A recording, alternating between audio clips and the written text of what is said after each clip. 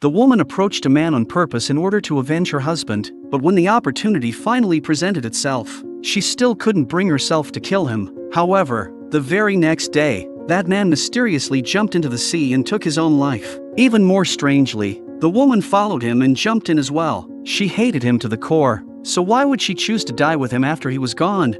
The truth was far more cruel than anyone could have imagined. One day, Inspector Isamu decided to take young Detective Hajime and Miyuki on a trip for a few days as thanks for helping him solve a case. However, their budget was extremely limited, so they chose a cheap and old cruise ship. There were only 7 passengers and 6 crew members on the entire ship. They were reporter Akai, the quiet and mysterious Yu, Osawa, and Yoshida. The 6 crew members were Captain Hidemori, crew member Wakaji, Mizusaki, Kanu, engineer Kentaro, and waitress Yuko. After Hidemori, who was already drunk, gave a brief introduction and welcome speech, he suddenly took out a letter and read it aloud in front of everyone. The death voyage has begun. There is no turning back now. Everyone will disappear one by one. The letter was signed by the ghost captain. Everyone was frightened by the contents of the letter. Reporter Akai said that he knew about the legend of the ghost captain. In 1783, somewhere in the vast Atlantic Ocean, the crew of a British ship discovered another vessel called the Mary Celeste. After boarding the ship, they found that there was not a single person on board. What was even more bizarre was that there was still hot coffee and fried eggs on the captain's table. Even more terrifying, the ship's logbook had stopped being updated 10 days earlier, yet the ship had continued sailing on its own for another 10 days. Who was controlling that ship? That mystery has remained unsolved to this day. After that, Hidemori began criticizing each of the crew members one by one. He claimed that none of them were good people, especially Wakaji, who was the most despicable and also the most suspicious person among them. He suspected that Wakaji was the one behind the mysterious letter. Then suddenly, Hidemori covered his face and started crying like a child. Mizusaki had no choice but to escort Hidemori back to the captain's cabin. That night, Hajime suffered from an upset stomach after eating something bad. Seeing this, Mizusaki brought him to his room and then asked Yuko to heat up a cup of milk for Hajime. After drinking the milk, Hajime quickly recovered. He casually asked Mizusaki a question about his relationship with Yuko being unusual. Otherwise, how would he know there was milk in her room? Those words instantly made the atmosphere in the room awkward, and the two blushed and shyly admitted that they were a couple. The next morning, reporter Akai was taking photos of the sunrise on the deck while Kentaro stood nearby smoking a cigarette. At that moment, Mizusaki suddenly rushed over and said that Captain Hidemori had disappeared. He had knocked on the captain's door, but there was no response. Kentaro noticed a half-smoked cigar on the nearby table, as it was Hidemori's habit to come here every morning and smoke while looking at the ocean, meaning he had just been here moments ago. Mizusaki searched the entire ship, but still couldn't find Hidemori. Everyone had no choice but to use a spare key to open the captain's cabin. On Hidemori's desk, there was half-eaten breakfast, and the fried egg was still warm, but the person himself had completely disappeared. This scene immediately reminded everyone of the ghost ship incident from 1873. Suddenly, the toaster popped up when the timer ended, and at the same time, the alarm on Hidemori's watch also rang. It was exactly 7:30. Hidemori had vanished without a trace, and it was simply impossible to understand how, because even if he had jumped into the sea, someone should have seen him in the early morning. However, the case soon revealed a clue. That night, Hajime returned to the scene and discovered bloodstains on the light switch. The captain had clearly been murdered. The killer had killed him during the night and disposed of the body, then returned in the morning to turn on the appliances, creating the illusion of another ghost ship incident. The bread took about 5 minutes to toast, so based on this, the killer must have entered the captain's cabin around 7:25. Next, all they needed to do was question everyone's timeline and they could identify the murderer. But after investigating, everyone had an alibi except Wakaji. At 7:25, Yuko, Mizusaki, and Kanu could confirm each other's whereabouts. But Kanu suffered from severe narcolepsy and would suddenly fall asleep without warning, so he was not even sure what had happened. Osawa, Yoshida, and you could also provide each other with alibis, while reporter Akai and Kentaro could confirm each other's whereabouts. Only Wakaji had been alone at the time, and moreover, he had a strong motive for murder. Kentaro secretly told Hajime that 3 years ago, Wakaji and Captain Hidemori had worked together on the Far East ship, and because of their power struggle, the Far East ship suffered a sinking accident, with both of them eventually being transferred to this old vessel. It seemed that Wakaji indeed had a motive to kill Hidemori, but then, something even more unbelievable happened. Just when everyone believed Wakaji was the murderer, he suddenly chose to jump into the sea the next day and commit suicide. Wakaji left behind a letter written in Morse code, in which he confessed that he was suffering from a terminal illness and that he had killed Hidemori. The letter also mentioned that Mizusaki was his next target, and he claimed that she had been killed by him as well. Hajime immediately rushed back to the cabin, but Mizusaki was nowhere to be found. Based on the duty schedule, Hajime guessed that Mizusaki should have been in the bridge at that time. When Hajime arrived at the bridge, he indeed found someone lying on the floor. Isamu walked over and discovered that the victim was not Mizusaki, but Kanu. They found a small mechanism attached to the ship's wheel, and there was also a purple bruise-like mark on the victim's palm, so they could almost confirm that Kanu had died from poisoning. But Mizusaki was the one who was supposed to be on duty, so why was Kanu here instead?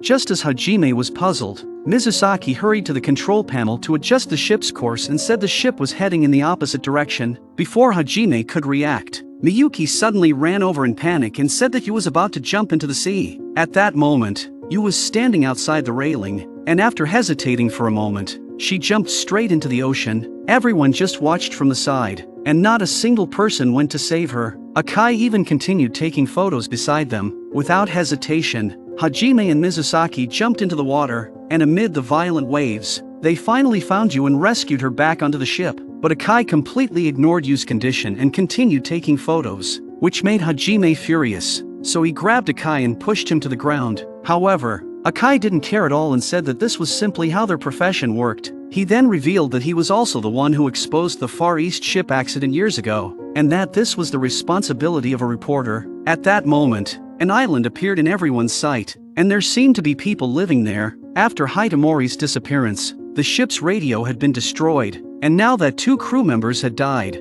Mizusaki was the only person left who could operate the ship, so they clearly did not have enough manpower. After discussing it, everyone decided to land on the island, perhaps to find a radio or some other equipment there. The group split into 2 teams and searched for signs of human activity in the forest. Taking this opportunity, Isamu asked Mizusaki why Kanu had gone to the bridge during his shift, but Mizusaki lowered his head and said he didn't know. Meanwhile, while Akai was taking photos, he heard a strange noise behind him, so he followed the sound and chased it all the way to the edge of a cliff. A few minutes later, Akai's scream echoed through the valley, and under the glow of the sunset, the sight of Akai falling to his death from the cliff left an unforgettable fear in everyone's hearts. They finally realized that Wakaji might not have been the murderer, and he might not have committed suicide either. After returning to the cruise ship, Hajime made a preliminary conclusion that the series of murders was most likely connected to the Far East ship accident 3 years ago. The killer had originally succeeded in framing Wakaji as the murderer, but later they were willing to risk exposing themselves just to eliminate Akai, which was probably related to the article Akai had written. Just then, the power suddenly went out,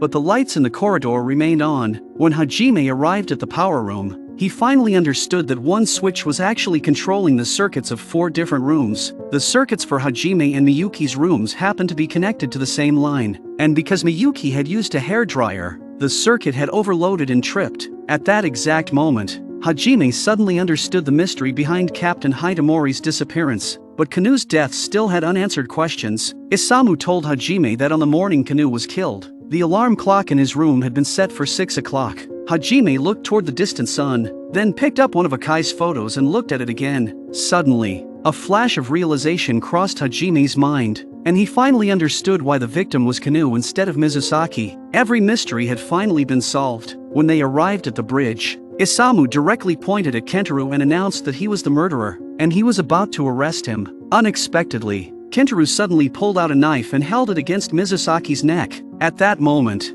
the ship's alarm sounded, and the ship was about to crash into a reef, while the only person on board who could operate the ship was Mizusaki. However, Kentaro, as the murderer, had already decided to take everyone down with him, so everyone could only watch helplessly as the cruise ship moved forward, not knowing when it would crash into the rocks. The alarm grew louder and more urgent, making everyone extremely nervous. Just then, someone finally walked over and pressed the emergency stop button, but this was exactly what Hajime had planned, and Kentaro was merely cooperating with him to complete this trap. The truth was, Mizusaki was not the only person on board who could operate the ship, as Yuko could operate it as well. Hajime directly pointed out that Yuko was the real murderer, and Wakaji's suicide letter was also fabricated by her. She deliberately wrote it using Morse code because she was afraid her handwriting would reveal her identity. Moreover, Yuko had a strong motive for murder.